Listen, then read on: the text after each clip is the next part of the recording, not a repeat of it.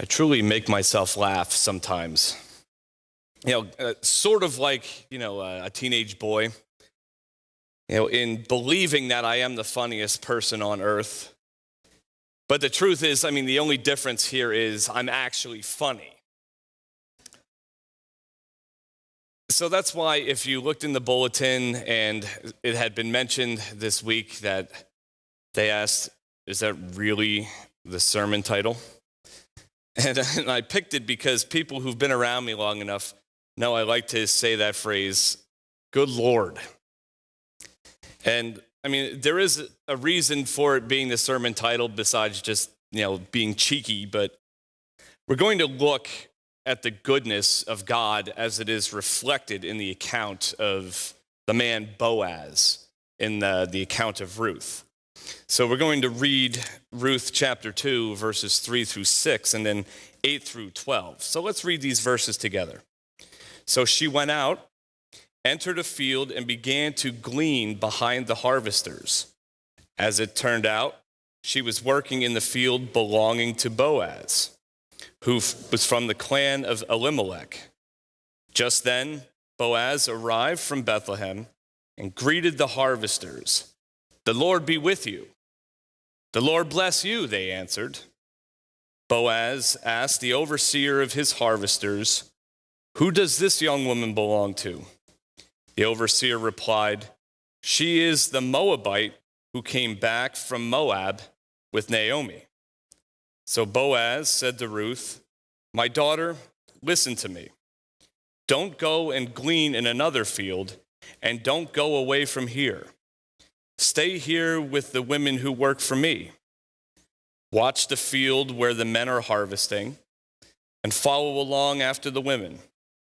I have told the men not to lay a hand on you, and whenever you are thirsty, go and get a drink from the water jars the men have filled." At this, she bowed down with her face to the ground. She asked him, "Why have I found such favor in your eyes that you notice me, a foreigner?"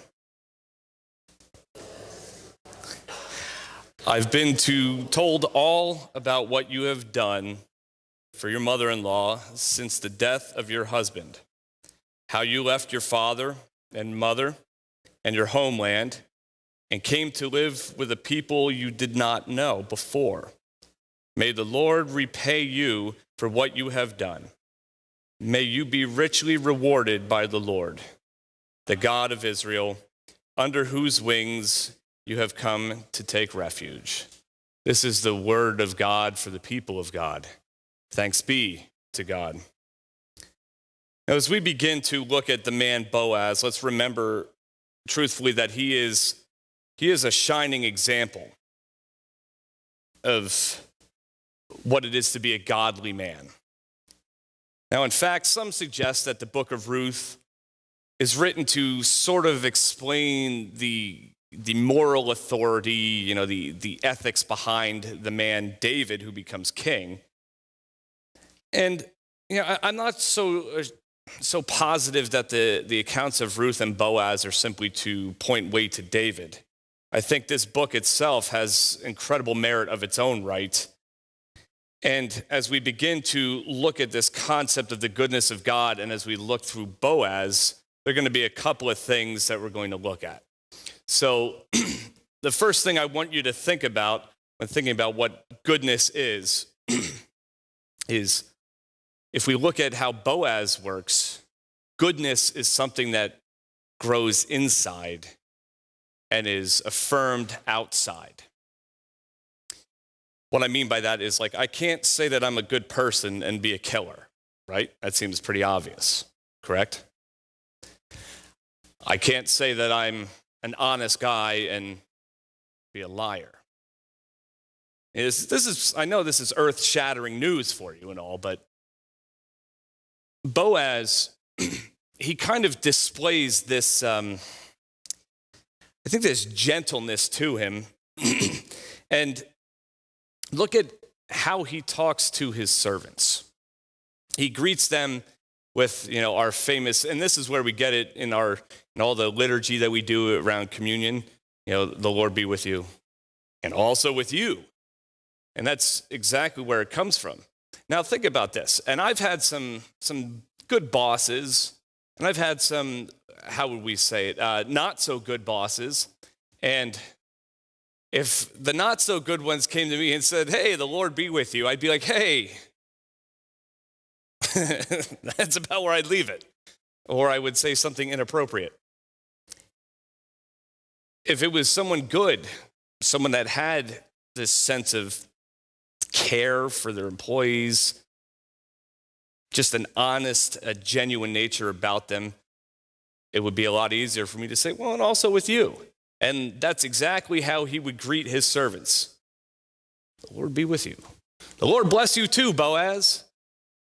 So there's something about this man that people see. You know, he's not flaunting it. It's a natural, genuine kind of thing. Now, I remember talking about, there's only a handful of people that I know that I've experienced that go far beyond, just that, well, he's a nice guy kind of thing, or he's a good man.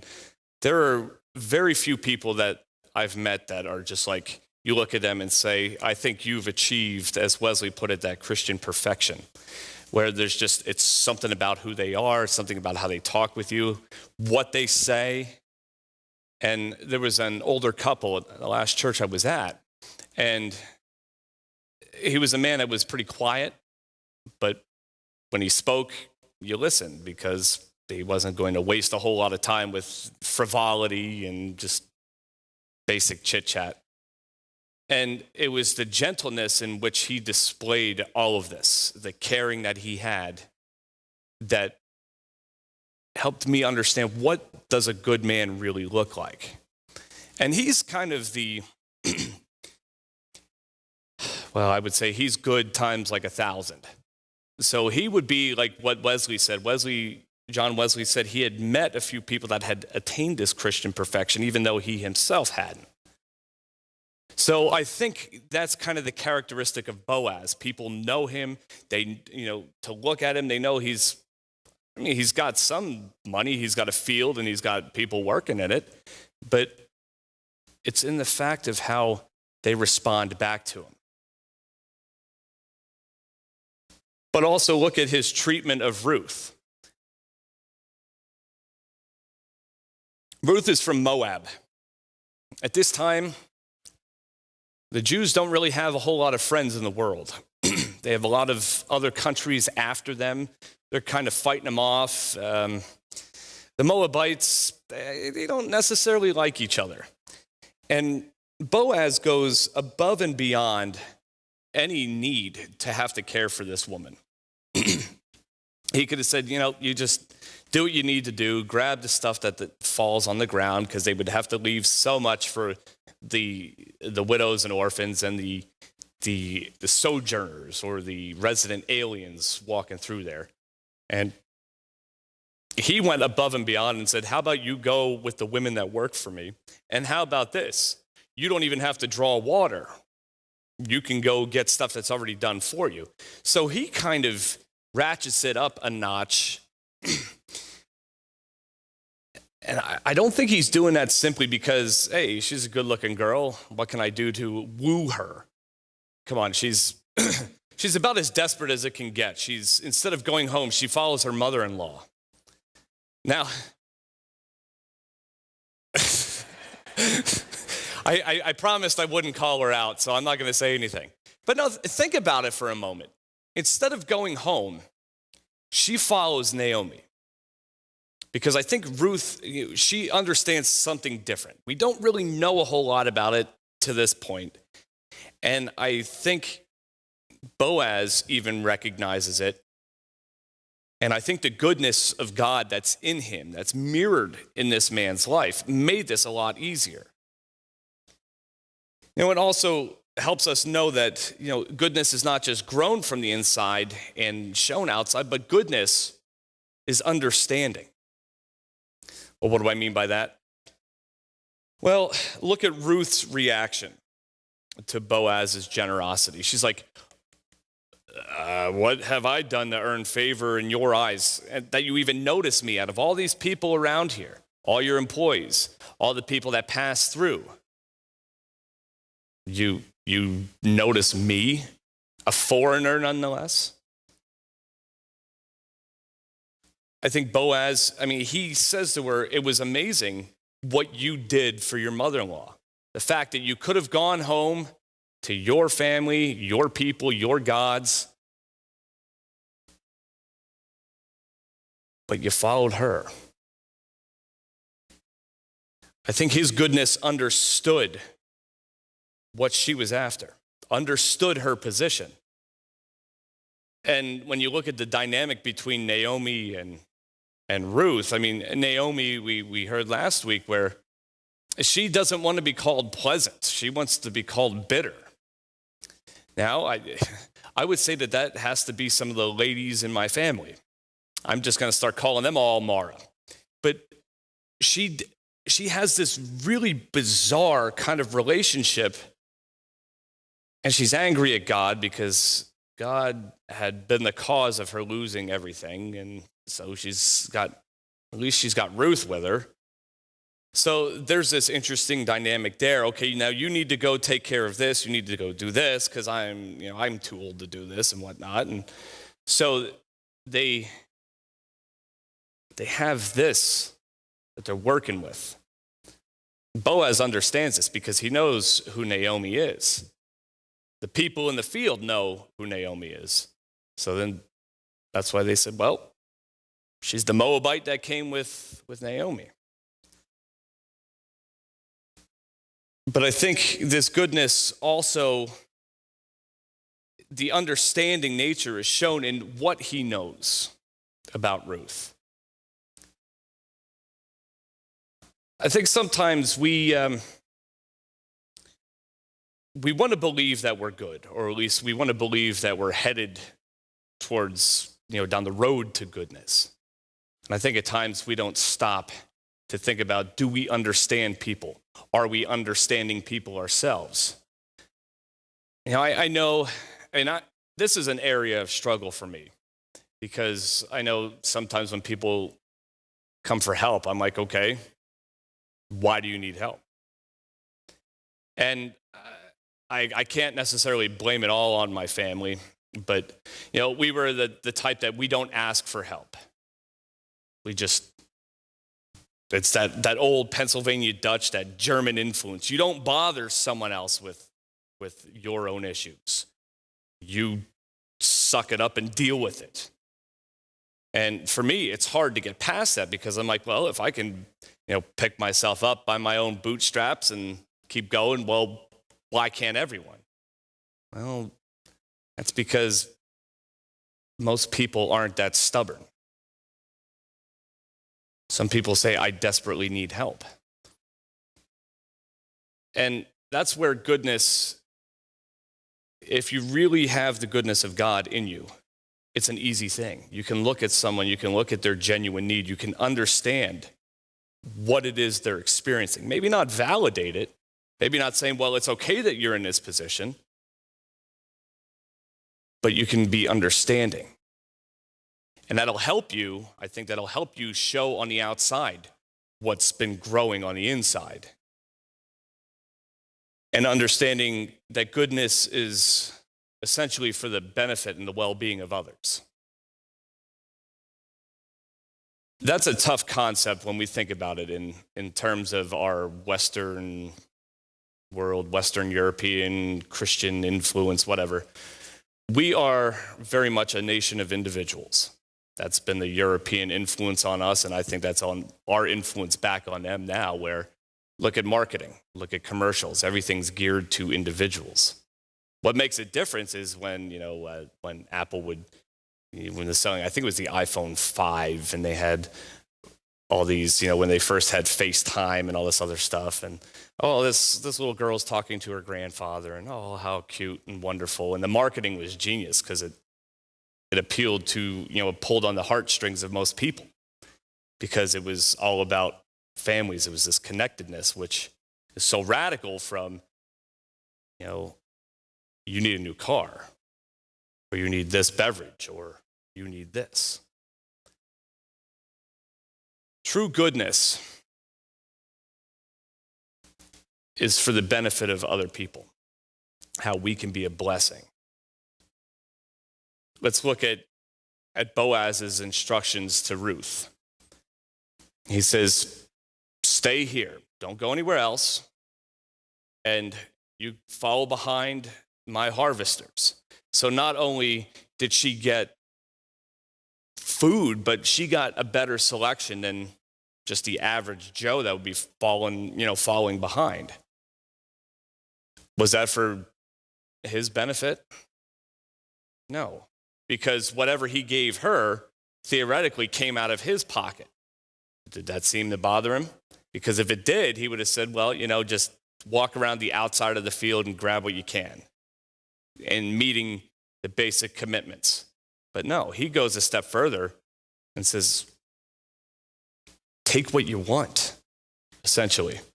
And that was not for just Ruth's benefit, but for Naomi's, probably his as well. I mean, I'm not saying that we don't get something good out of it. I used to remember, I do remember, and I always wondered how parents, as a kid, you're like, Christmas is all about, what do I get?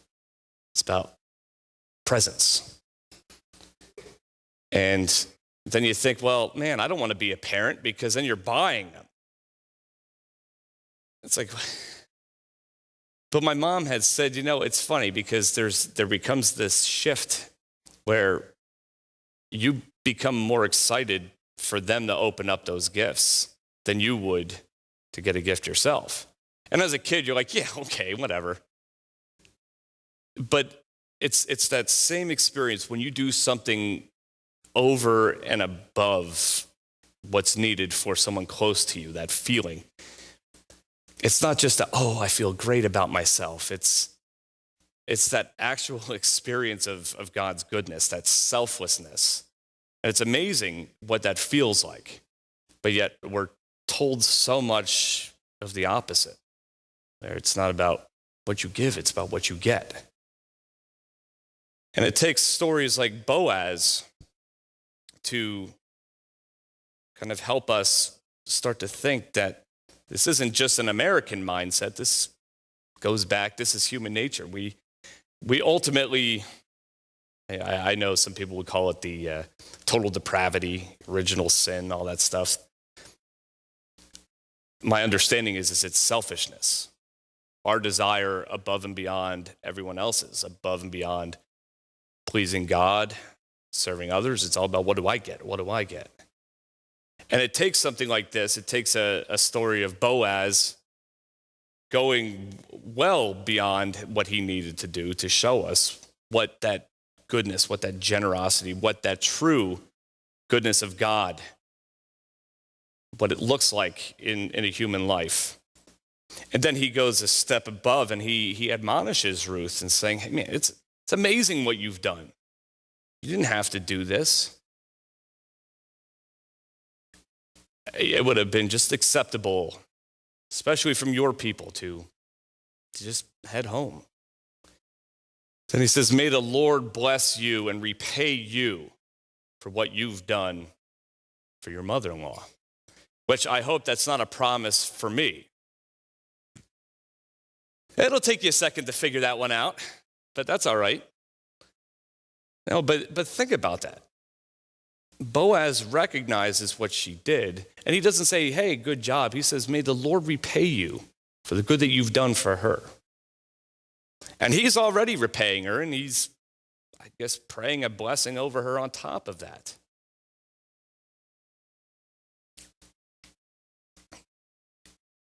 I think sometimes when we think about what good looks like, we think about